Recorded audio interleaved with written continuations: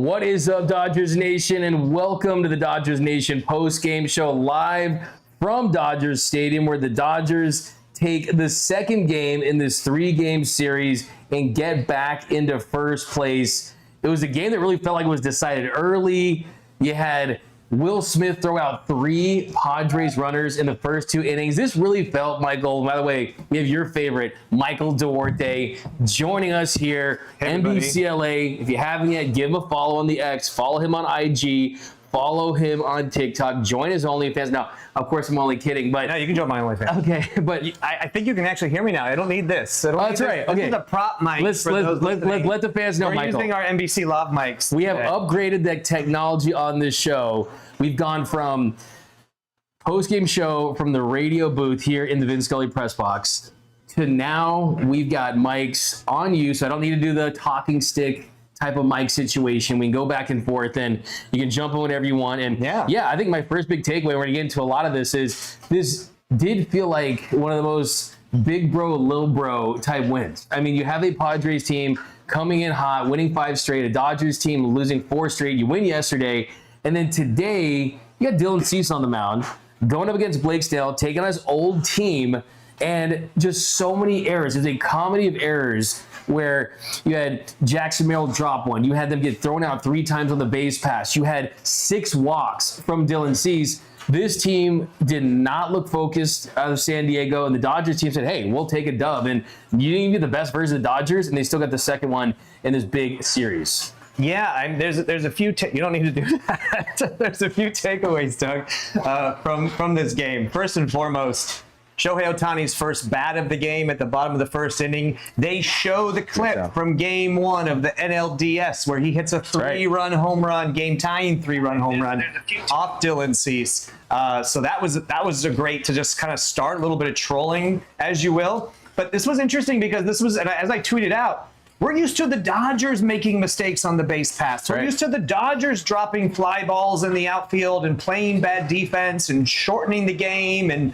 not coming through in the clutch with opportunities and not capitalizing on their walks. It wasn't too long ago they had the most walks in a single game, 16, and lost that game. So we're used to them getting a lot of free passes and then not cashing them in. Biggest thing, and to me, though, Doug, in this game, it was the Padres now doing it. A lot of Dodgers fans saying the Dodgers are in the Padres' head. I don't know if that's true, but certainly for Padres fans that like to troll Dodgers fans, this was a good opportunity for them to kind of eat a little bit of humble pie because it was their team that was making all the mistakes in this game and getting in, running into outs. So that was good to see from the Dodgers. As long as they don't play the Angels, they seem to be fine. So, and that's the thing about this team, Michael, is they deserve the benefit of the doubt because they won a World Series less than a year ago, and they do flip a switch. And I think it has to do with personnel and guys that were hurt feeling better. I mean, you have Teoscar Hernández, 6 home runs and 897 OPS in his last 16 games, hit a home run for a second consecutive game. But I think, too, I mean, to your point, I mean, this is a Padres team that comes into this one with everything to prove. You have the opportunity to get a really significant cushion in this division and then go back to San Diego and host this Dodgers team at Petco next week. And it just feels like the same old Padres. But I wanted to get into what you say about the Angels versus the Padres. I mean, it's just 2 different teams where one team is really good against the other teams and bad against the Dodgers, and one team is bad against other teams are really good against the Dodgers. And it's tough to make sense of it. But I mean, if you're San Diego and you come into this one, those 3 thrown out runners, I mean, it was the first time since a catcher for the Dodgers has thrown out 3 runners in a game since Russell Martin in 2010. Like, this is not something that happens every single game. And it felt like that demoralized them. It felt like they're like, okay, like we had Blake Snell on the ropes. I mean, you look at Blake Snell early, the walks, the command. I mean, there was a world where instead of 6 scoreless for Blake Snell, it was, okay, a big base hit here, a big base hit there, and then we're tapping into this Dodgers bullpen. That wasn't the case. So give credit to the Dodgers team. And I just think that as good as the Dodgers look today, this is a game where it's like the Padres lost this game a lot too, but you did go score 6 runs, so you feel good about that. Yeah, there's a few takeaways here. First, you talk about the Angels, right? And a lot of Dodgers fans were thinking the sky was falling after they got swept again, this time in Anaheim. I was in Anaheim for all 3 games, and I didn't see the Dodgers playing their fundamentally brand of bad baseball that they've been playing at different stints throughout the season, especially during that 7-game losing streak earlier in July. They were playing pretty good baseball. The Angels were just playing better baseball. The Angels had better situational hitting. They were playing small ball. They got all the breaks, whether it was a bunt that goes fair, a triple play on a ball hit like 110 exit velo by Ohtani, robbing a home run from Pages to take extra runs away, pitching in clutch moments. It just seemed like they can do, like we were joking about this in the clubhouse, they could do a 6-part Apple TV documentary on just how the Angels were able to win all 6 games against the Dodgers this season, because I was scratching my head. I don't know why, but for the Angels, when you're not playing for the postseason, when you're not playing for a championship, when you play the Dodgers in that freeway series, that is your World Series. And suddenly the 2025 Angels turned into the 1927 Yankees out there. And they beat us, and the only other time I saw that was when the Astros swept them here at Dodger Stadium, and you were like, look, the Astros played better in every facet of the game. That's kind of what the Angels were doing these 6 games. They were close. The Dodgers they had leads. They were doing well on offense. They just couldn't pull them out. But the sky wasn't falling because you had just almost swept. You were 2 back-to-back Blake Trinan home runs away from sweeping the Toronto Blue Jays, who currently have the best record in the American League and were arguably one of the hottest teams in baseball going into that series. So I wasn't too concerned thinking that the Dodgers just forgot how to play baseball. This was going to snowball. Now you go against a team like the Angels, who you really only play in that exhibition series before the game to really know them, to a team you play 13 times a year, before that 19 times a year, a team in the NL West, your new rivals that you know very, very well. And I just feel like that day off and the Padres coming into town, lining up against Blake Snell and Glasnow and Kershaw came at the perfect time. You were talking about Teo and these things. To me, the Dodgers starting pitching is their most healthy part of the entire team. In the month of August, I believe that starting pitching staff has an ERA of 2.86, which is really, really good, phenomenal right now for them. This is the part that we want to lean on. As I've been saying on this show with you and all these post games, they're still not firing all cylinders, right? The bullpen is not playing up to snuff. The offense, it seems like some guys are hot, some guys aren't. But right now, and the defense is, touch and go, but right now the starting pitching is something they can hang their hat on, not just now, but moving forward. And for you guys who might think that this is a team in the Padres we might see again in the postseason like we did last postseason in the NLDS, Dylan Cease, Yu Darvish going on Sunday, Nick Pivetta, who the Dodgers beat earlier this season, that's who the Padres are throwing out in their starting rotation in the playoffs. Games 1 through 3, you might see Michael King if he's healthy, game 4, and you're seeing who the Dodgers starters would be in a playoff series, potentially Blake Snell, Glasnow, Ohtani at some point, Yamamoto. We're going to see them, and so you're going to get to see how they line up head-to-head. And everyone was talking, Doug, about, the Padres made all these moves at the deadline. They bolstered that bullpen. They did, but they still have to have that lead to close it down. And everyone was mad the Dodgers didn't go out and get Miller Moss out there from the A's.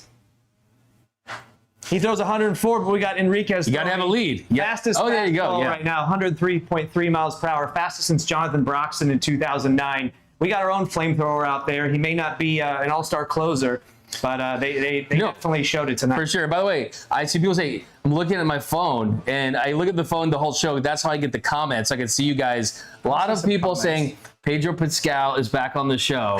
I mean, do you like the Mandalorian vibe, the Mike DeLorean? I don't know. Do we need to think of something? Sometimes I get Bobby Flay. Celebrity ship. I don't take the hat off. I don't see Bobby Flay. I get somebody get Will Smith. I don't know, but do you like the Pedro Pascal? I mean, he's a movie star. I mean, but let's be honest. He looks like 20 years younger than Pedro Pascal. He's a little older than me, but right now Pedro Pascal is in absolutely everything, and so. And you cover every sport. And you cover every sport. So there you have that. Everything. We got a super chat here. Let's check this one out. This is from Music Tom Years. $5 super chat. At one point, the Dodgers had 5 runs with only 1 hit. Correct. That tells you what happened. Too many walks. Cease is our batting practice pitcher. Yeah, I mean, that's... For that comment, Doug, that 1 hit, right? It was 5-0 Dodgers. They only had 1 hit in the entire game at that point, and it was by Michael Conforto with the bases loaded and 2 out, something we have not seen from Michael Conforto all season, if I'm being honest. I just saw him in Anaheim a few days ago strike out multiple times with the bases loaded with chance to knock in runs. I'm not saying he has transformed into a completely different player or the Michael Conforto with the Mets, But Dave Roberts said he had a conversation with him. He reminded him, like, erase everything that's happened up until this point. Go out there and just play the game you love, play free, shorten up your swing, stop trying to hit a home run, and realize you're the 7th in the lineup. You're a platoon guy at this point against right-handed pitching, and just try to get a knock somewhere. And he went out there and he did it. So hopefully that's a good sign for Conforto. Yeah, no doubt about it. And he was one of the guys to come through, and I did like what Dave Roberts said after the game, where some of those conversations that they had, one of the big points he was trying to make is, I need a hitter, I don't need a slugger, right? And if he's going out there and trying to hit 20 home runs like he did last year, trying to be a 30 home run guy like he's tried to be his whole career, that's not going to help him give this team what they need from him. They need a guy that can just pass the baton, give you timely hits, put a runner on base for the top of the order, and he did that tonight. I mean, yesterday he gets the single to get the inning going, where him and Freeland had back-to-back singles to start the scoring. Today, though, that was a huge hit. I mean, that was a massive hit in this game, a 2-run single that gives them 3 runs, and that really just springboarded this game to where you feel good about it, because on the other side, I mean, if I told you that 5 of the first 6 Padres hitters were going to get a hit, but none of them were going to score, you would have not believed me. Right? You would have thought I was insane. And then on the flip side, 1 hit for the Dodgers, but you get 6 walks against Dylan Cease. This game was a little bit of an anomaly as far as just probabilities go, but it went in the Dodgers' favor. But going back to your point about the trade deadline, and we've continued to unpack this on this show, on the show every day, and just kind of, there's going to be a revisionist history at some point. We're going to look back and say, did they make enough moves? Were they aggressive enough? Were they fine? Did the Padres trade too many pieces? Had that work out for them? Well, my whole thing about the Padres was, yeah, you can get Mason Miller. You can add these offensive pieces. Tonight they got shut out. Yesterday they scored 2 runs. In the NLDS, they went 24 innings without scoring a run. Their offense needs to show up against good teams like the Dodgers if they want to beat this team, and that's why I still feel very confident this Dodgers team has an edge over this team. I want to ask you, though. I think the Padres lineup offensively right now is better than the Dodgers. They're not showing it these first 2 games, and obviously this is not our optimal lineup because we don't have Max Muncy, and we don't have Tommy Edman, and we don't have Hyun-Sung Kim in it. There's a lot of guys hurt. We don't have Kike Hernandez we can throw out there in certain situations, who is a Padres killer, as you saw in the NLDS Game 4. I did hear that Kike. I did hear from someone on the field today that Kike did take a big step forward today. Oh yeah, he has been. So, I think he'll be on the rehab assignment. Maybe not next week, but the following. And that's huge. I think first week of September we'll see Kike back out there. And that's huge because this is a guy who, let's be honest, like I think there were fears internally that they either were going to get a version of Kike Hernandez that wasn't going to be very productive and help them, and worst case scenario, not get him back at all. So just having that as a little light at the end of the tunnel, I think is big. But I think tonight, when you look at this team overall, and just the fact that... Side note to fans out there, and you, how you liking this Kike Hernandez quarantine mustache, long hair he's rocking? I'm like, what do you think about that? I got a photo of it. I think you took a screenshot, but I sent it to somebody. I can post it right now. Kike can do no wrong. Fans haven't seen it. Here it is right here. There it is, guys. You liking the new Kike Hernandez? Let me see. Let me check it out. See, it's very like... This is the look, fans. In the comments, we like the new Kike Hernandez look. Let me know. All I'll say is one of my favorite movies ever is Boogie Nights. You know what I mean? And I will say, like, we're not that far from Van Nuys. Diggler, I like we're not that far from the 818. No, we're not. Right? And he's leaning into the you know what I'm saying? Yeah. And I just look, the thing about Kike is, like, even just like looking into that dugout after Teo got his home run, like he's down on the ground, like spanking a dude, like vibes wise, like he's always going to provide that. And I think it hits different when he's in the lineup. It just hits different when he's coming off the bench and he's active, and they are going to get that. But I would ask you though, like, Michael, like, has this team flipped a switch the last 2 days, or do you think it's kind of what Clayton was saying yesterday, where, okay, like we were already kind of fine, like even though the record was what it was and they had struggled and they had fallen out of first place and they had blown a 9-game lead in the division, that they knew with the talent of this roster that it was inevitable that the wins were going to start coming. Do you think, though, this series, backs against the wall, with this 6-game stretch in 10 games, that's really, I think, ultimately going to decide who wins this division, do you think a switch has been flipped? Because I think it has. No. Okay. Explain all that build-up. I liked it. That's why. Matter of factly, do I think a flip has been switched? No. But as a switch been flipped. But as a switch been flipped. No, this is like the Drake song, right? Switch. Oh yeah, right? yeah. And then we show up in I just clothes. switch. Yeah. Flip. No, I don't believe, Doug, that the Dodgers have just flipped a switch and now everyone is cured from their entire first half and more woes. We're looking at Mookie Betts. We're looking at guys like Teo. Look, this Dodgers team at the trade deadline bet on talent. Yeah. They bet that the talent that they had on this team would show up. The talent that was hurt would come back healthy. The talent that was struggling, would the law of averages would come back up, and they would start playing closer to they have their entire careers. We keep saying it ad nauseum. The back of the baseball card, those stats, those numbers at the back of the baseball card would rise, and guys that were struggling in the bullpen, Tanner Scott, we're looking at you, Kirby Yates, we're looking at you. Those guys would figure it out and get better as it went along. At the end of the day, this team has really, they just haven't been sharp. Like we said, they haven't fired on all cylinders throughout the entire season. There's 39 games left now, if I'm correct, right? Yeah. So you're at 123 for 123 games. And now this is 3/4 of the way through the season, guys. This is not a small sample size anymore. And at some point, Doug, you have to look at it and say, are they what their record is? Are they who we thought they were, right? And when I say that, I mean, this team is not great defensively, right? That's something we've now seen for 3/4 of the season. Do I think you can just flip a switch and fix all those things? No. This team has had struggles in the bullpen. The offense has struggled at times. So at some point I wonder, is this just who they are and who their identity is? Unless they do some other drastic things to fix it. But the biggest thing, as I just mentioned, is their starting pitching. The rotation you thought you'd have on opening day is almost what you have minus Roki Sasaki, right? So you're now finally able to go throw a 2-time Cy Young winner at Blake Snell at these opponents. You're able to throw a 3-time Cy Young winner and former MVP, even though he's old in the back half of his career, Clayton Kershaw, people, and he's still pitching like vintage Kershaw. The last time we were on this show, we were talking about that blip in that first game back after a long layover. Boom, he's been on fire since then. Almost right around like low 2 ERA, if I'm not mistaken. He's on fire. Tyler Glasnow, let's see if he can go out there tomorrow and throw 10 strikeouts, get a lot of swing and miss like he's accustomed to. Ohtani might be your best pitcher over the last month or so. Oh, he is. He threw 5 innings for the first time, and he's as nasty as the I'm going to get your postseason. And he had the second highest fastest pitch at 101.7 before Enriquez beat it tonight. And the other thing is you have different things, right? You got Blake Trinan, who's now healthy, can come out of the pen and throw frisbees at guys like you got Machado on one pitch last night. You got Enriquez, who can throw 103. That's your version, the Dodgers version of Mason Miller. You got eventually Tanner Scott and Kirby Yates. You got a plethora of lefties. You got Robleski, who's on fire, Kasparius. You got a lot of looks you can throw, guys. This team is still built talent-wise to win those 11 games in October. And let's be honest, we can talk about a 6-game sweep by the Angels in the season. We can talk about losing series or losing 7 games in a row. But all that's going to matter and that's going to define this Dodgers team is, are they going to win 11 games in October?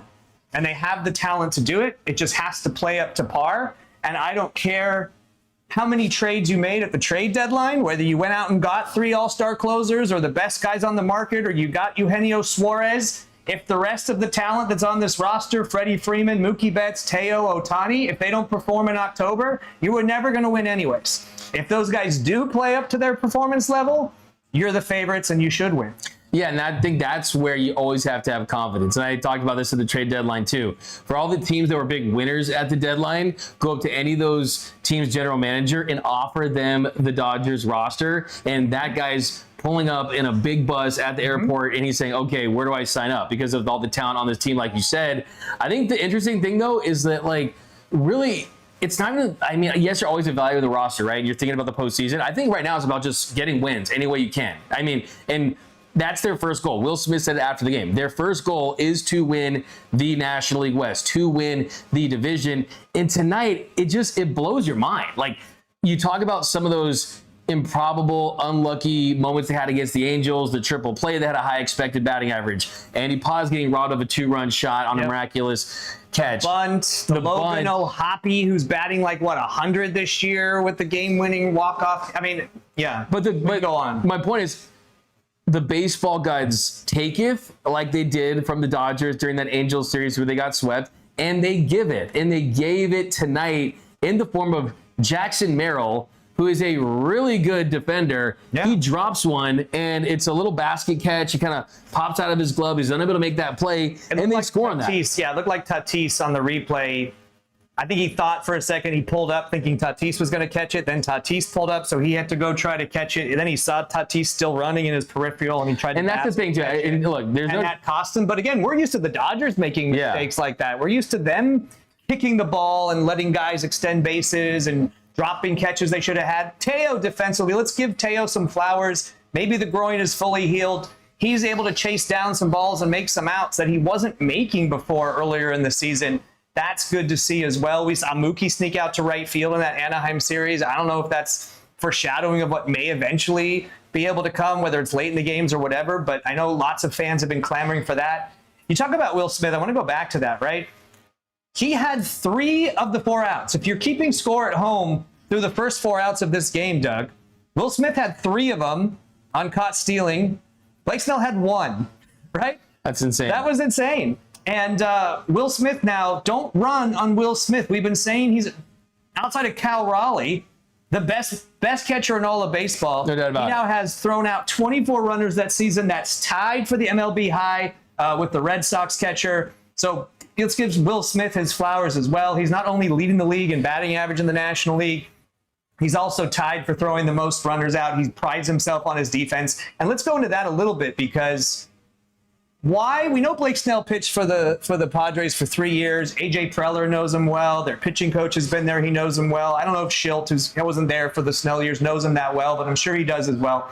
I don't know why they thought to start this game that their strategy and secret would be to run on Blake Snell. They must have known something from his time there that they could try to take advantage of something and steal on him, but they forgot about Will Smith because boom, boom, boom, throws out 3 guys, and they ditched that strategy pretty early. And we talked to Snell and Smith after, and neither of them knew why they were wanting to be so aggressive against him. And we'll see, because they still got 4 games against this team here the next week, if they still try to implement that same strategy the next time they see Blake Snell or against some of these other Dodger pitchers. Yeah, and I love that you bring that up, because it's a good opportunity to describe the contrasting styles of these two teams. The Dodgers, they don't like to steal out of bases typically because they treasure each and every out. They do not want to give up outs. And on this game, for the first 5 Padres hitters were able to get a hit.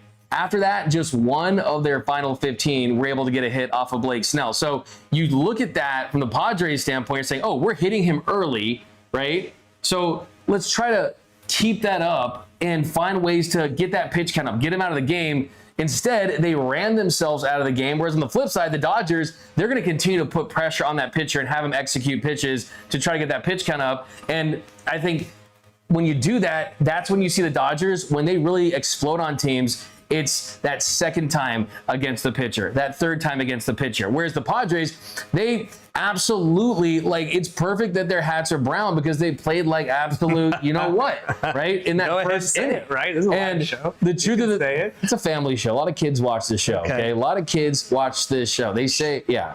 But the point I'm trying to make is that, yeah, like, the Dodgers, sure, they lose games, and all good teams go through rough stretches, but the Padres, I think from a philosophical level, like tonight was reckless to me, and I think they ran themselves out of the game, and now I think your Dodgers team, like, that wasn't even playing great baseball. They had 1 extra base hit today, and that was Teoscar Hernandez's home run. Outside of that, they did not have double-digit hits. And look, you can argue in the first game last night, they went up against a bullpen game for the Padres. You're not facing any of their top pitchers, and you only got 3 runs out of it, and basically it was a Teo home run that really was the difference in that game. It ended up being the game-winning run. At the time, it was just extending the lead in insurance run, but it ends up being the game-winning run.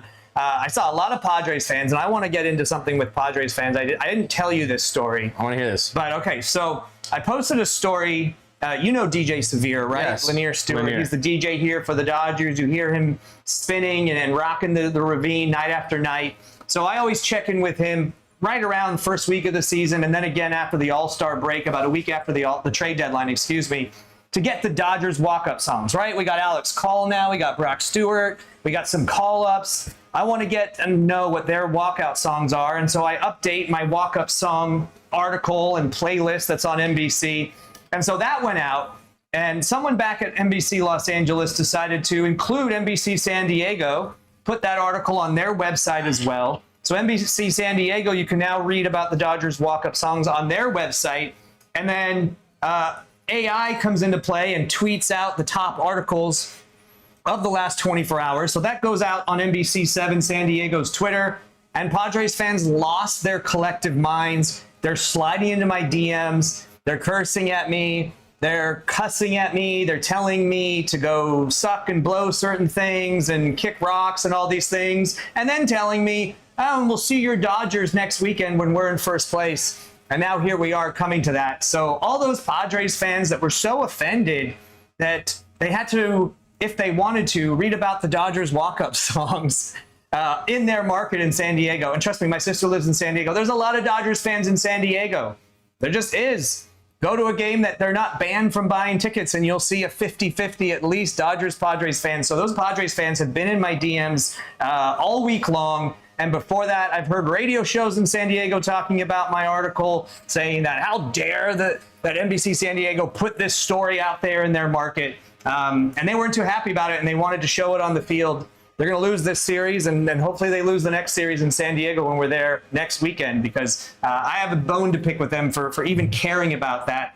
If you don't like it, you don't want to know their walkout songs, don't click it, don't read it, don't listen to the music. I don't care. But you don't have to come attack me and attack NBC4 here in LA. Jeez. Just because you don't like that it's on their feeds. Stay classy, San Diego. We know one song that they won't be hearing, and that is Queen's "We Are the Champions," right? Because tonight they've never heard it. They never heard it. They never. That's why I'm praying for the ultimate Padres collapse, because one of my favorite statistics I've used over the last year is that the Dodgers have the same amount of World Series titles as the Padres have postseason appearances, 8. And the Padres haven't won the division since 2006. But look, Padres fans can get rough. I think Padres fans were hanging a banner that said first place in the NL West for 48 hours the last couple days. And now they've lost that bragging right as well. Yeah, for sure. And I kind of think that at this point, it is a little fabricated by the media, by the networks. And I think if these teams play in the postseason, it's a whole different story. I think right now, this Dodgers team, I don't think they're wasting energy on, we want to beat them because they threw at Shohei. We want to beat them because they're a little brother. The Dodgers are thinking much bigger picture. They have much bigger goals. And look, the truth is that when the Padres beat the Dodgers, we had the terrible That's What's In song, and then they were out after the NLCS. When the Dodgers beat the Padres, it's en route to a World Series title. So this is just always a path to a title, whether it's beating them to win the division, beating them in NLDS, beating them whenever they need to. That is the ultimate goal for this team. And I also think, too, you got to talk about the pitching of this team. And when you look at the Padres versus the Dodgers, and yes, you mentioned Mason Miller, and they have a great bullpen. They have a good lineup as well. Look, Mason Miller, I was here last night. He is as good as advertised. He dominated the Dodgers last night, but he dominated them when they were trailing in the game. Yeah. In order to unleash and deploy Robert Suarez and Mason Miller and these guys that you have at the back end that are lights out, you need to have a lead, which means your starting pitching needs to get you that lead and keep it. And I think the Dodgers have the edge in starting pitching, and that's, I think, a big difference here for these first 2 games of the series. Yeah, absolutely. I think you look at Blake Snell tonight, I think if you grade his outing, I give it a B, just because of the standard I have for him. Yeah, of course. 6 scoreless is really good for him, but since returning from the IL, 16 innings, he's given up 3 runs, and I don't think he's anywhere near the guy that he can be when he's at his very best. I think we've started to see signs, but as far as like nasty factor, I mean, the double-digit strikeouts last week, getting 10 punch-outs was big. I thought he was going to get double-digit strikeouts once again tonight, but I think you're seeing him basically starting his season. And this felt like it was his 3rd or 4th start of the season, and that's how he's kind of looking at it. And that's how kind of like Mookie's looking at his season after the slump. And like, I think this whole team just sees this tough season, and they see the postseason right around the corner, and they're all kind of getting towards that peak at the right time type of mode. And I think for Snell, I still would have him as my game 2 starter. And we're going to shift the conversation a little bit about that. I was going to ask you that. If the playoffs started today, just going on how they are now, look, Yamamoto was probably your game 1 starter for over half the season, but he gave up a career high 6 runs in Anaheim last week. So if the postseason was to start tomorrow, who's your game 1 starter? Game 1 starter. So you could argue Ohtani even. Only that's my game. Only give you 5 Ohtani's my game 1 starter, and the reason for that is because you have a day off after game 1 because of the new NLDS schedule. So the way I want to see it play out is who's my nastiest starter. If you're looking at all these guys, velocity, movement, who's fresh, Shohei Ohtani is that guy. Another reason I want to do it for that reason as well is because I think if you go with him game 1, he's dominant. You have to go through that bullpen a little more if he gives you 5 innings. But the day off helps you kind of reset that bullpen a little bit for game 2. And then he just focuses on raking for games 2, 3, 4, 5, or whatever it may be. And then depending on the outlook of your bullpen, like if Tanner Scott comes back, pitches like a closer, great. He's a high leverage guy. Kirby Yates, Eduardo Henriquez, I think, is climbing up that trust tree. There's names there for sure. But I think if it's close, I think if Shohei's fresh, I'm calling it now. I think Shohei Ohtani is going to get multiple saves for the Dodgers in the postseason. And it's just going to be in clinchers. It's just going to be when he has to face 3 batters because the way the rules are, you can't throw him back in that lineup as a reliever, have him go multiple innings. I would love to see it. I just don't think it's going to happen. It's too much to like go get warmed up, and you might have to bat. I think there's just too much, and it's not his routine. He's such a routine-driven guy. But I can't argue with your idea and your. But what game do you? So then let me ask you this then. Yeah, I would start him game 1 too. I can't argue with that simply because one of these starters, whether it's Kershaw or Sheehan or Robleski, is going to be backing him up because you're probably only going to see him go 5 in the postseason, maybe 6 at that point if they feel like he's built up. I don't think you're going to see him go more than 5, and that's what Dave Roberts said the rest of the regular season. So I don't see why you're suddenly going to let him, throw 120 pitches in the postseason. So whoever that would be, my guess would be Kershaw now, but I don't know. It could be Sheehan. It could be Robleski. As far as the piggyback? Yeah, as far as who would come in to piggyback there after the 5th. And if you get that out of the way in game 1, like you said, you can unleash any of those guys late in a game 5 and a game 7, whatever it may be. But you can make a case for Blake Snell as a game 1 starter. If you're going to go Ohtani just because we're talking strategy and guys being able to come back, then to me, Blake Snell is your game 2 starter. So that's why I have 2. So I have Shohei 1, Blake Snell 2, and I like Yamamoto on the road. He's pitched very well on the road. I think 2, you give him hopefully a 2-game lead, a little comfortable. We saw him pitch at Yankee Stadium, how well he performed on the road a couple different times. And also, I would say, I think Glasnow pitches better here than on the road. I would want to see Glasnow at home rather than on the road. Because any variables can kind of throw him off his game. He's a little temperamental like that. But at home, he seems to shine. That's a really good point. I think he's the X factor. He's the ultimate wild card of this group. Does he stay healthy start by start? And does he feel more comfortable here? But even here's the thing, though. Like, even if he feels more comfortable here, I don't think you can make a valid argument why you would pitch Glasnow over Shohei, over Snell, or quite frankly, even over Yamamoto, based on what those guys have accomplished in their careers and what they've accomplished this year. I think the fascinating point you brought up, though, is what do you do after Shohei in game 1? Do you go the Emmet Sheehan route and then you count outs towards the last 3 innings of that one? Or do you just throw high leverage guy after high leverage guy and play the matchups accordingly? And then you kind of keep Sheehan for a short burst situation if another starter isn't able to go, or you kind of plan something out for him. But the cool thing about this is this, though, is if you're building a baseball team that's designed to win the postseason and you're ranking what strengths do I want? Do I want, if I could offer you the strongest bullpen, the strongest lineup, the strongest starting rotation, well, the top 2 you consider would be strong lineup and strong rotation. And last night we saw, right? Give me the best starting pitcher. Give me the best starting pitcher. Took the Tigers almost to the ALCS. And postseason hitting is difficult. Beating the Guardians and going to the ALCS. And that was one red-hot guy that they rode the whole way. We've seen the Giants do that with Bumgarner in the past to a title, just ride a horse all the way to the finish line. So Dodgers argue have 4 of those guys. Yeah. You could argue that's why it's like the perception of this team needs to shift. I think it will. If they have a strong week and get a couple game lead in the division, you won't really think about the fact that they were just 4 games above 500 since the beginning of May. But I think too, it's a team that is designed to peak late. And you peak late when you have veterans, when you have guys that, yeah, they've dealt with slumps, but you are leaving them on the IL longer than they could be. Designed right? to peak late because that's how they set it up. They take your rest as long as you come back for October. They're built with the depth to withstand the marathon of 162. So what do you need to see from Michael Conforto?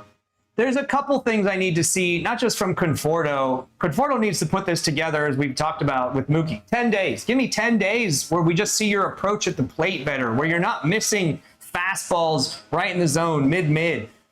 Shorten the swing if you get 2 strikes on you. Bear down. Go opposite field single, which was against a lefty late in this game, which I thought was one of his best at-bats of the season, to be able to hit it opposite field against a lefty. That was a good sign. But show me that consistently for 10 days.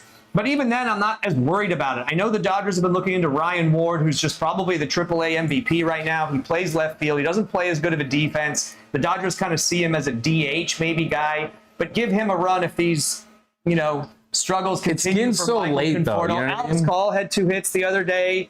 That was a good sign from him in Anaheim. So I get it's getting too late, but I think he's a good September call-up guy, and you see what you got in him, just in case Conforto hasn't turned a corner or flipped a switch like what you like to say.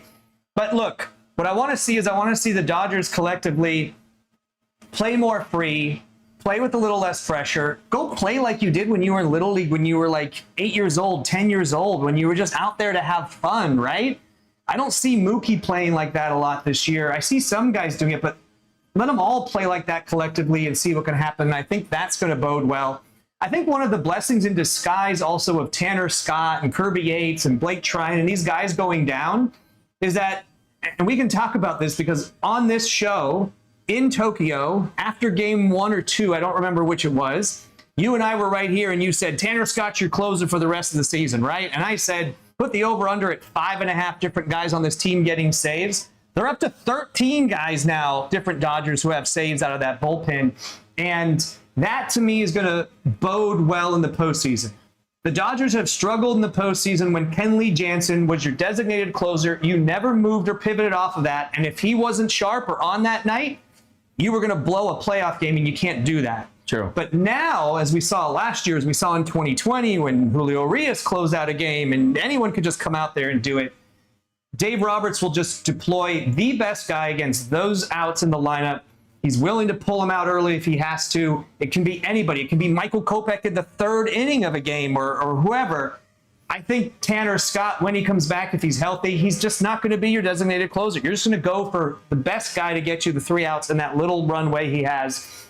And I think that's what's going to help the Dodgers rather than just saying this is the guy no matter what. Yeah, and I don't like so. Going to help too. For me, I never thought they would do that for Tanner Scott in the postseason. But I mean, the truth is, 19 saves. I mean, he stayed healthy. He would have. My prediction was that he would be the first Dodger in a while to get 30 saves. I think that he would have got close to that if he stayed healthy. But I agree with you. That's not what's important to this team. It's like, okay, we have to have a designated closer. I'm not a big believer. Oh, the final 3 outs or this and that. I mean, I think our outs against the top of the lineup in the 8th inning are significant, right? And we saw it a little bit last night. He brings Trine in to face Machado because he thought that was the game right there. And we saw Alexis Diaz and Jack Dreyer be like a double tag team closer role in the 9th.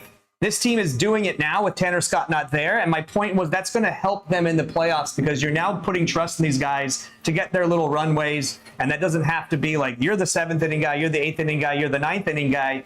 And finally, do you remember when Max Muncy in the locker room after, I don't know, I think it was when they won the NLCS. I don't think it was when they won the World Series, but we're celebrating in there with them. And he turns and says, you guys doubted us. You guys doubted us. You guys had us down. Remember that? Yeah, I do. I think it was maybe when they beat the Padres. I don't know, but that was when it was. He thought there was no chance, and I thought there was no chance they were going to come back and beat the Padres with a bullpen game and no Freddie Freeman. I hope that the Dodgers are kind of channeling that energy right now because everyone's jumping off the ship. Everyone's telling me that they're dead to rights, that this is not team going to win a championship and all that year. I hope this team, which is talented enough to do it, is taking notes, locking those in their brain, and ready to prove doubters wrong this year and using that as motivation and fuel. And I hope that their experience tapping into that last year, getting together collectively, becoming closer, flipping a switch is what I thought they did in the postseason last year, especially after that Game 3 loss in San Diego. that's when I think a flip was switched. That's when I thought they were like, they won that bullpen game and they said, we can beat these guys. And if we can beat the Padres, we can beat anybody. And they went on that run. That's the flip I need to be switched. I haven't seen it yet. I'm hoping they can do it in the postseason with experience, because there's a team out there in the Milwaukee Brewers that are absolutely on fire. And out of every team out there, it's not the Padres that scare me. It's not the Phillies, especially now that Zach Wheeler's out and hurt. It's the Milwaukee Brewers. That is a team that is terrifying. They are running away with the best record in baseball. And that's what a lot of people should be talking about. Yeah, 14 straight for the Brewers. And look, the truth of the matter is that in baseball, every team scares me, because baseball is the sport where a wild card can make a run. And there's just so much improbability. I don't know if you saw this a couple years ago. There was a stat that came out from this guy that wanted to find out how many NBA playoff games it would take to equal the parity of the Major League Baseball postseason. And you would basically have to play 75 game series in the NBA to match the level of parity and improbable things. Exactly, right? So my point is that, we saw last season, right? The best team won. The team with the best record won. And the Yankees came out of the American League, and they were the top seed there. So I think you just never know with baseball. But I think about this team is, it's almost like that student that's like so smart that they don't need to study as much as other students. You're like, man, we just crammed the night before, we get an A, right? Because we're so smart. We're so naturally gifted. Our IQ is so high. The Dodgers have more talent, pound for pound, than the Brewers. I mean, than any team out there. The Phillies, when they're right, maybe. Let's not forget, they have the best player in the world in Shohei Ohtani. They also have, though, a lot of complementary stars that we had significant doubts about that are turning the corner and are rounding into form. Teoscar Hernández, underperforming most of the year. Like you point out, defensively, there was a play, I think it was Tatis when he had hit it to right, landed in front of him. You're like, okay, if a Gold Glover is out there, he might get to that, right? But you don't talk about it when he hits the home run, right? Mm-hmm. His offense masks his bad defense. And ultimately, for what I've heard is Mookie's the shortstop. Like, you can have the conversation all you want until you're blue in the face. He's going to be the shortstop, right? Yeah, I don't think that's going to change. But if you're doing a late inning, like they took out Teo in Anaheim, I think, and then they ended up going to extra innings, and it probably cost him. It did. Yep. You need his bat in the lineup. But like, you're going to do that, right? You're going to take Teo out. And that's why Mookie had to go out to right, because the only other option was Dalton Rushing going out to right, which they didn't want to do. So there could be situations late in games where you get a little bit more optimal defensive lineup, especially when you have Hai-Sung Kim back, especially when you have Tommy Edman back, guys that can plug in at short or second and play, Apparently Hai-Sung Kim is a new his old interpreter's gone, and then he's got the first one back. I noticed that today. I'll have to see him. Joe, I haven't seen the interpreter. Apparently he's I'll gone. know when I see him. Yeah, that's interesting. It's pretty interesting. A little scandal. We've got a lot of scandals with the Dodgers. I don't know about that. But anyways, that would allow you to plug in some defensive people at short. Move a defensive replacement to left, move Mookie to right, and put out a better defensive lineup for late inning situations when really that's when you need to seal games and close games out. Yeah, no, certainly those options are there. I think the remaining 39 games of the season, it's about a couple of things if you're trying to list storylines. Yeah, here's a great topic. The top storyline is, how's the bullpen going to look from top to bottom? Because let's be honest, there's a competition going on right now. It's guys coming back, Yates, Scott, Kopech. If those guys pitch like they're capable of pitching, they're in this bullpen, right? Then Alex Vesia. I asked Dave about Vesia earlier today, and he thinks that, hey, it's just your middle of August, guy who's pitched a lot, having a little bit of a swoon, but he's fine, right? He's a guy who's been their best and most durable and trusted reliever all season.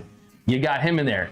But Enriquez is a major wild card at this point. I mean, how do you leave off a dude that, one, he was on the postseason roster last year at one point. No, less than 5 innings pitched, and he threw 103. You just don't keep that kind of gas off that. Like, if you got a Bugatti in the freaking garage, you better drive that thing, right? I agree. And I think to your point, these next 39 games are an audition for a lot of guys in that pen. Who stays healthy, who gets healthy, and who are the guys? Like, my question is, there's going to be guys, because you can only put 13 on that postseason roster, and they get the free one. And you get the free one with Shohei. Yeah, and a free one with Shohei, and that includes your starting pitchers. So Shohei's going to give you a free one, but Kershaw might be in that pen. Sheehan might be in that pen. I think Sheehan's a lock, right? You would agree? I think so. Kersh, lock. I think so. And then that's the thing. I mean, how? So then that leaves Bonda. 7. Yeah. And so that's the thing. When you add up the numbers, Kasparius, Jack Does Ohtani Dreyer. not count to that? Ohtani doesn't Leave count 8? towards it, So right? 8 then? So yeah, I mean, if you crunch the numbers, there's a lot of That means guys 8 relievers, yeah. towards the bottom there. Alexis Diaz, he looked good with that slider yesterday. So I think That's a guy I never thought would be on the postseason roster, and like I said, maybe he's auditioning for a postseason roster spot. So that's Kopech right now is struggled in AAA, but he's coming back. He's a guy that throws gas, So do you need multiple guys that throws gas? But you're going to take both him and Enriquez? different looks. So there's a lot of different Andrew points to Friedman make. has mentioned that in the past. Is when they try to build a bullpen, it's contrasting styles, giving hitters different looks. But I do think that that's one of the big overarching storylines. Is down the stretch, you want to win the division, you want to put yourself in the best position to have home field advantage throughout, not play in that wild card game, not have to go to Chicago to Wrigley and play the Cubs, but also I wouldn't mind playing the Cubs. I'm not afraid of the Cubs. I'm not afraid of the They don't Cubs, have but the starting pitching, I don't want to in go. my I don't want to go. I don't want to play in the wild card round, right? Like I agree. yeah, right. I agree. It's a little degrading for me. Like I'm a division winner I kind agree. of guy. Look, I would right? take the New York Mets right now. They're like spinning themselves They need out Grimace of a back. playoff They need spot. Grimace back. They need OMG back. But what I was trying to get at though is that they have to look at this final 39 games as we want to win. So it's do we put the best bullpen guys out there to win games while also wanting to give guys different looks. I think that's going to be something tricky because there are those upside plays. I asked Dave before the game about Bobby Miller. Yeah, I saw you do that. Yeah. He said he's an option. He might get some run in September to see if he can audition for a role in the bullpen. The bullpen, yes.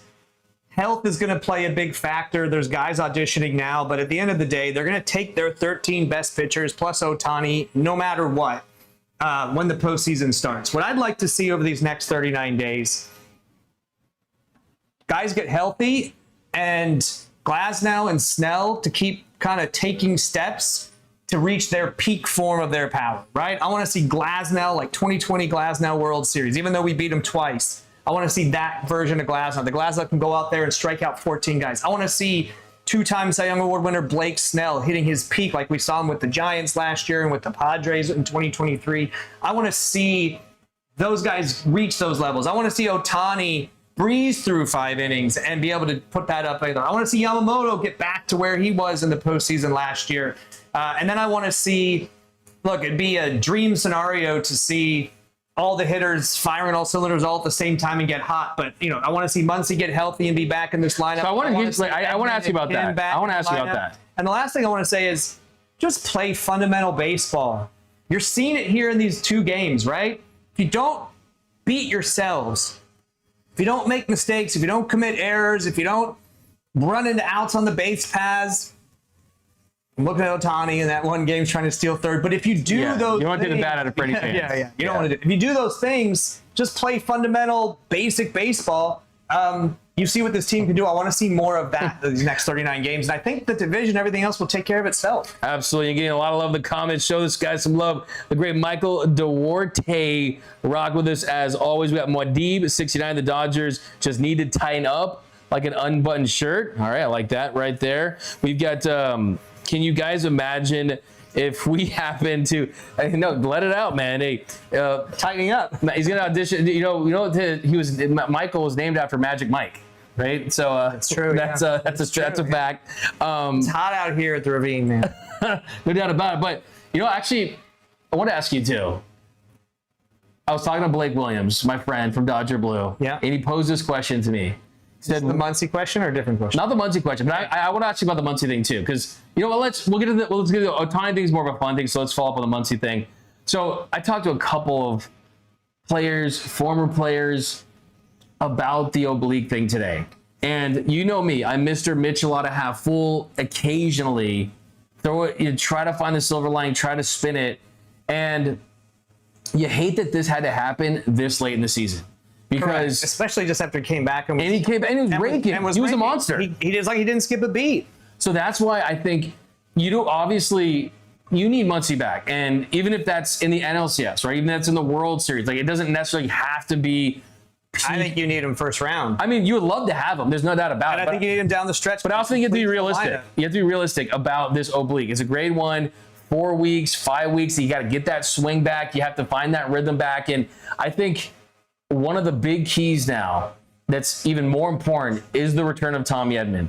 Tommy Edman coming back to play third. Tommy Edman coming back to play center, depending on how that looks. Now Michael Conforto becomes more important because now you got to look at is Conforto, Pages, and Teo in the outfield. And I think Edman, who's been dealing with an ankle injury all year, if there's a better chance that he stays healthy by staying on the dirt while he's also allowing Max Muncy to get fully healthy, I think that's going to be big as well.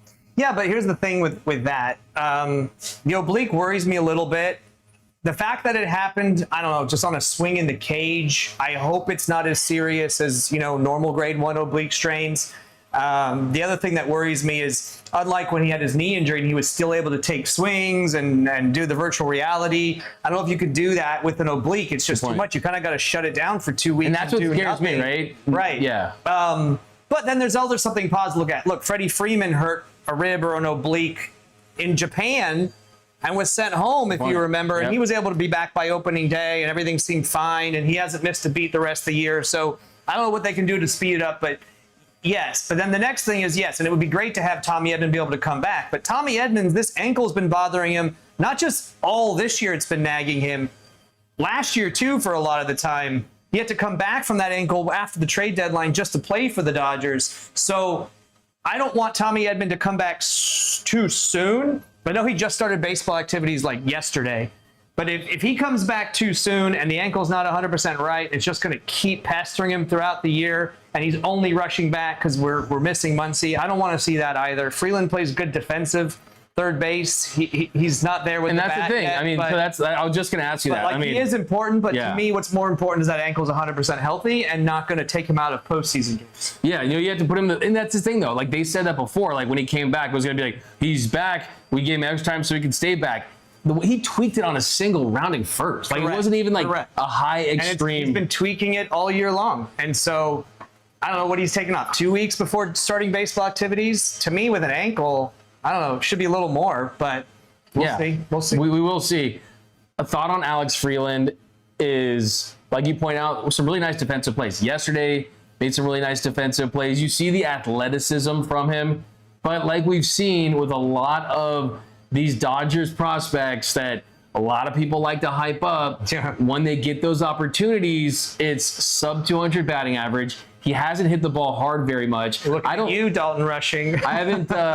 I mean, the thing about Russia, he does hit the ball hard when he does make contact. But yeah, he is struggling. Yeah. You're right, though. So kind of my thing is, like, let's be honest, like, Alex Freeland is not a viable option in the postseason. I mean, he's going to get more opportunities here, but it just kind of makes me think. And it's like, I mean, I don't want to get too into the weeds on this, but, you look at these Dodgers prospects and you say to yourself, well, Alex Freeland is the third best prospect in a farm system that's ranked number 1 in all of Major League Baseball. That is what the Dodgers are ranked now. And talking about hanging banners, right? The Padres hanging their banners about first place and winning the trade deadline. Well, you don't hang a banner for having the best farm system.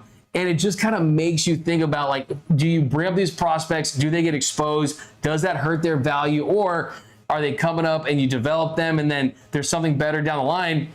Look, when Will Smith came up, Michael, I blinked and he hit a walk-off home run against the Phillies. And then he hit a walk-off home run against the Rockies. Yep. And then he's been, as you said, and we were all up on Keibert Ruiz, back then. And he hit a home run. But, like, the thing is, like, when these guys come up, like Corey Seager when he came up, it's like, yeah, guys get better. There's examples of that for sure.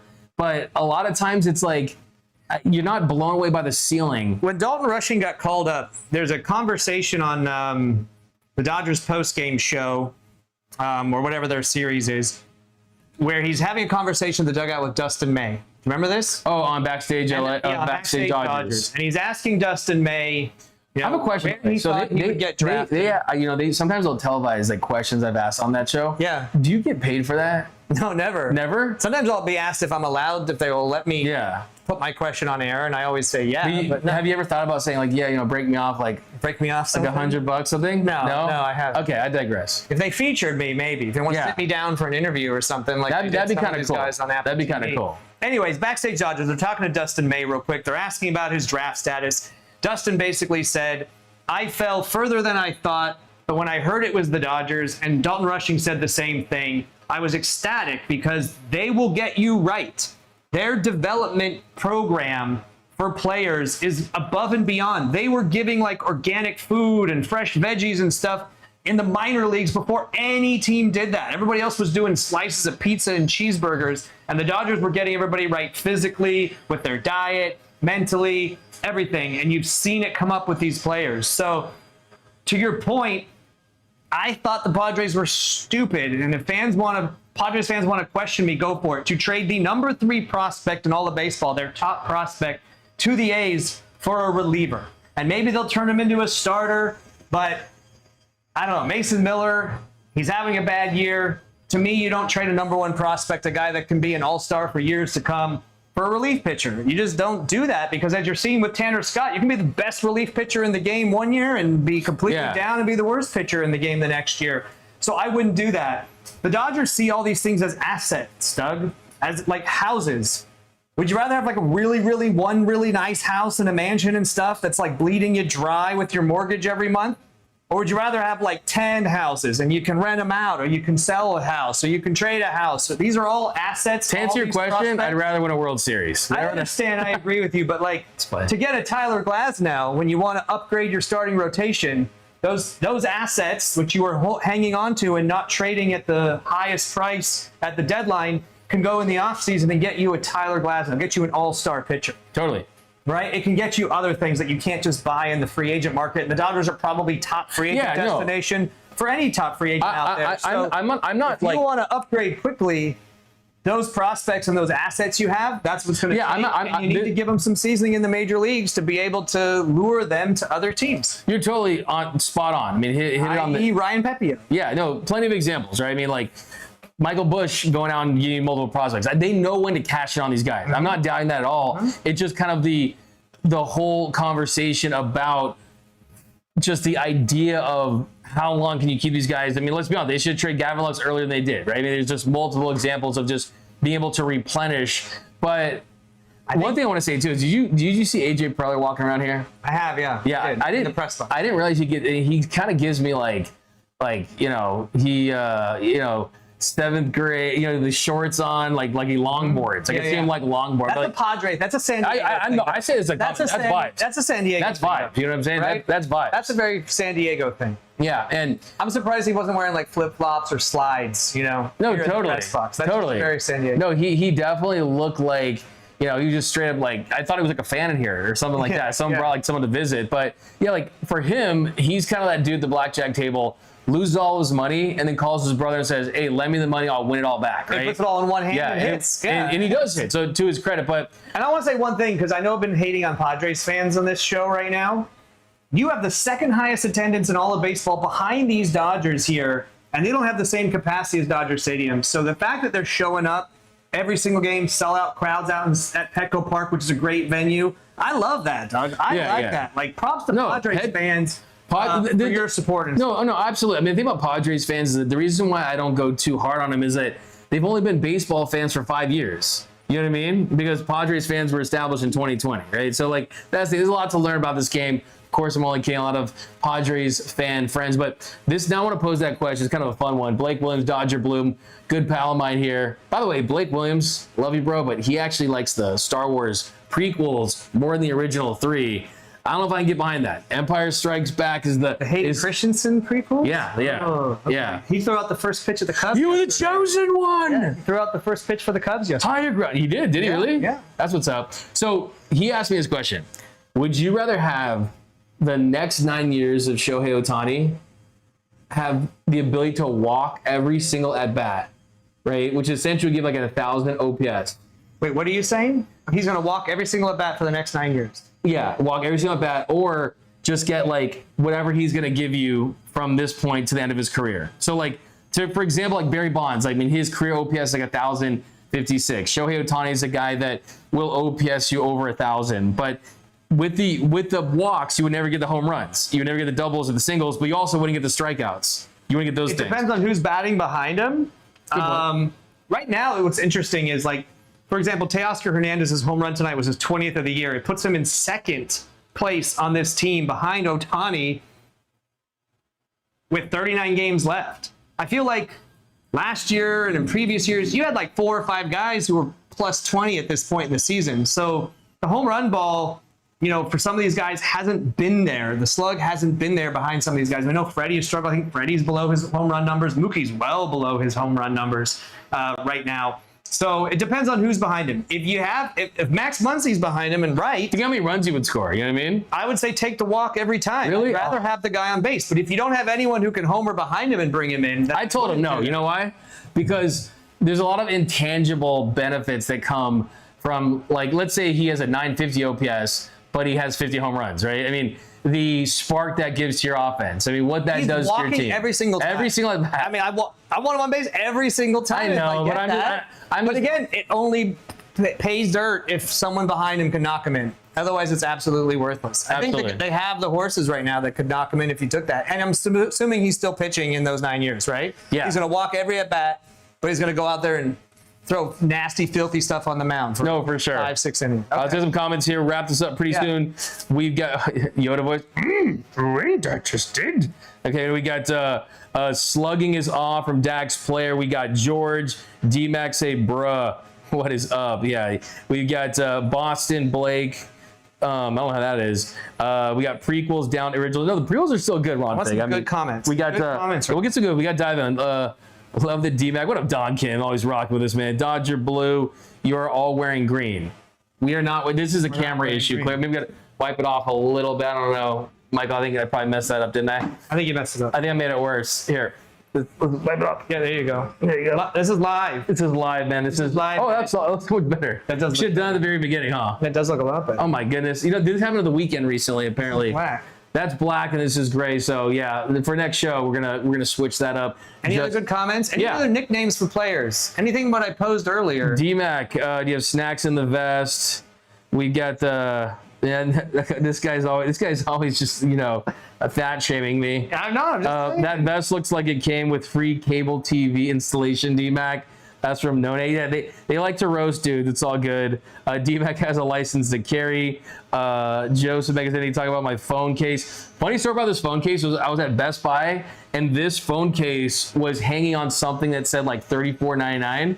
Right, so I was like, that's not bad. I'll do it. I went to the front. So yeah, I'll take this phone case, this and that. And they're like, it's $99.99. It was on the wrong thing, and I was too afraid. They gave you the 34. No, I didn't even put. You didn't even tell him. I was like, can I go like at least 10% off it? Like no, you just go put it back. I was like scared. I didn't want to feel like a broke boy. So I was like, 99, boom. And I got now in the words of the great Tiger King, I'll never financially recover for this. Put a Benjamin down. What's the most this case better what? It's like apparently to a transformer. It's like the tumbler from you. It's like you could drop it from 25 feet. How much would like AJ Preller's the kind of guy would have a phone and just not have a case though, right? Like, yeah. It's totally AJ Preller. Can you think of something you've ever overpaid for? There's like phone cases. Like I would overpay for a phone case is kind of insane. You know what I mean? I think so. Yeah. Yeah. What did you think of the player bats and the players weekend?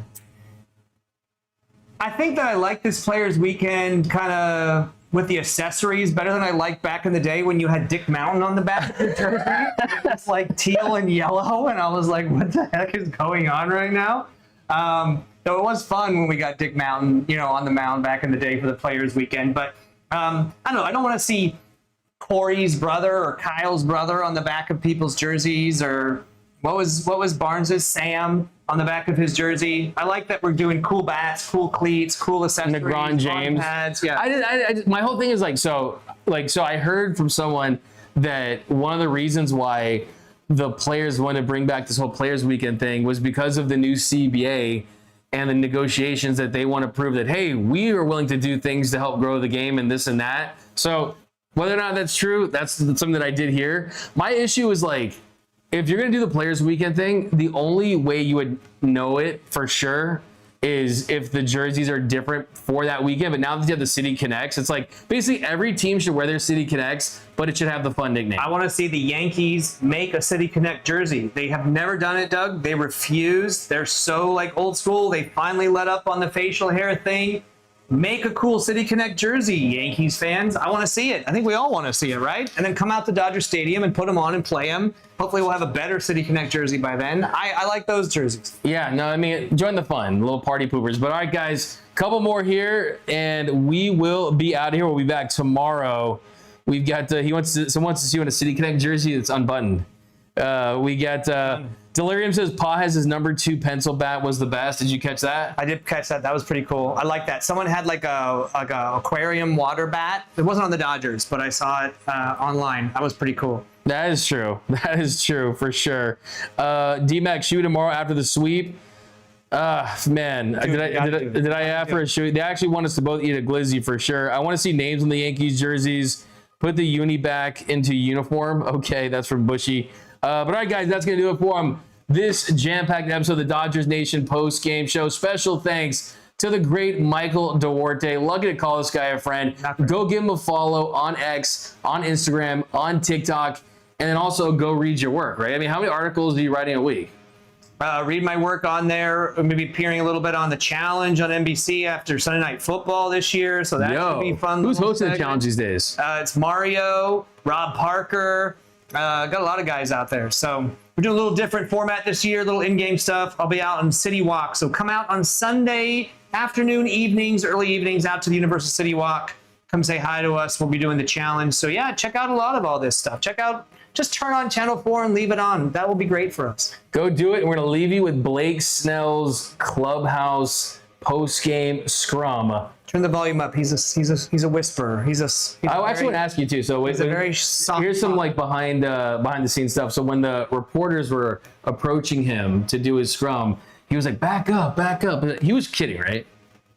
I don't think he was kidding. Oh yeah, you think Jack Flaherty did that to me last year? Yeah. And we're not anywhere near him, and our backs are to him. I don't know. These guys, they're very techy with their personal space when they're putting on their shoes, apparently. Whereas, like, most guys just kind of get it. So, I don't know. I think that's just a Blake Snell personal thing, and Jack Flaherty personal thing, because as you've seen, most of the other guys don't care. Will Smith didn't care. Yeah, that's a good point. Snellzilla is the man, and he's a cool dude. He's the man. I don't care. We'll stay 50 feet from you in the clubhouse as long as you just deal on the mound. Great point. But all right, guys, that's going to do it for this episode. Hit the subscribe button, hit the notification button, hit the like button for your Los Angeles Dodgers back in first place. But that's going to do it from here at Dodger Stadium. My name is Doug McKain. You can follow me on X and Instagram at DMac_LA. And remember that nothing brings us together quite like Dodger baseball. Until next time, think blue, bleed blue, and we are out. Oh, wait, there's me. Yeah, no, you goodness. Blake, when you just kind of look at this outing, you've been finding ways to be incredibly efficient, but with kind of today, not as much swing as missed, but still really positive results, 6 shutout innings. Kind of what was the key for you? Yeah, early on, just kind of feeling out where I was at. They had some good hits, and then Will kind of just, held it down through 2 innings. He had 3 outs, and I had 3 outs, so we were competing. But no, that kind of set the tone. I was surprised at how aggressive they were being on the bases.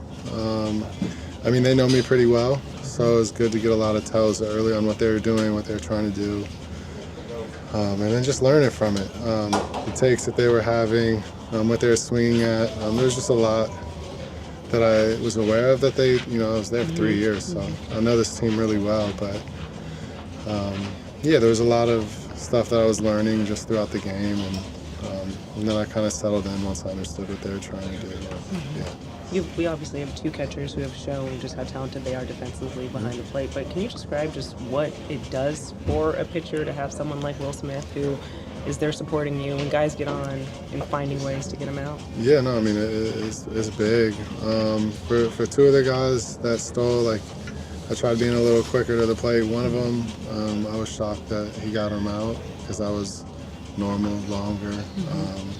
But no, it brings a lot of confidence knowing that they can shut the running game down no matter how long it takes to get to the plate. Why do you think they were so aggressive against you early? And is that something byproduct, like you mentioned, of them knowing you? I think it's respect. Nobody knows me better than Ruben on what I can do pitching outside of Kyle Snyder. I think they're pretty neck and neck. So I think, that, Preller, Shield, they know me so well, so they understand, what the game's going to be. I think that's what I thought. Maybe it's different, but I think respect on both ends. Yeah. After your last outing, you mentioned you wanted to work on your command of your fastball a little bit. Just how was that pitch working for you tonight? It was okay. Yeah, it could be better. There's a lot that I need to work on, honestly, which I'll do that. I face them next, and I'm aware they're going to listen to the interview, so I won't say too much, but there's a lot that I need to fix and clean up. You mentioned It's encouraging that kind of even with that, the results have been as good as they have been overall these last 3 coming off the injury. Yeah, I mean, results, you know, the results have been good, but there's things I need to do better. And yeah, it can't be this way forever.